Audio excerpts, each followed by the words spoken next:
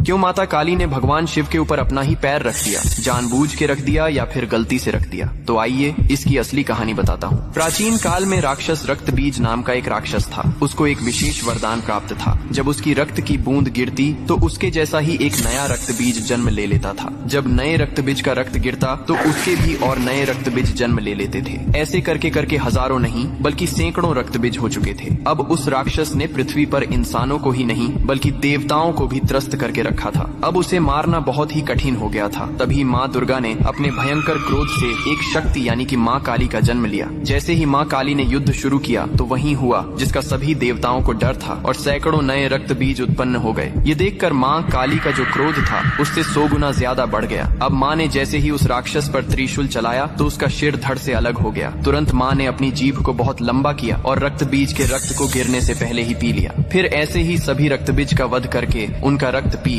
कर उनका क्रोध अब 100 गुना से 200 गुना बढ़ गया था। धरती कांपने लगी थी, समुद्र मथने लगे थे, देवता भयभीत होकर इधर उधर भागने लगे थे। तब देवताओं ने भगवान शिव से प्रार्थना की, हे महादेव, आप ही माता काली के संताप को शांत कर सकते हैं। शिव ने देवताओं की पुकार सुनी और माँ काली के सामने युद्ध भूमि में पहुंच गए। लेकिन माँ अपने तांडव में इतनी लीन थीं कि उन्होंने शिव को भी नहीं देखा। तभी भगवान शिव ने स्वयं माता के चरणों में लेट गए। जैसे ही माँ काली का पैर अनजाने में शिव के सीने पर पड़ा, तुरंत उनका क्रोध शांत हो गया। उन्होंने नीचे देखा तो अपने प्रिय पति शिव थे। यह देखकर उनकी जीभ शर्मिंदगी से बाहर निकल आई। इसके बाद शिव ने मुस्कुराते हुए कहा, हे माँ, तुम्हारा यह रूप सृष्टि के संतुलन के लिए था, लेकिन यह रूप अब धरती पर बहुत धाम से पूजा जाएगा। यही कारण है कि तस्वीर में और मूर्तियों में माँ काली को शिवजी पर खड़े हुए दिखाया जाता है, जो बहुत ही शुभ माना जाता है।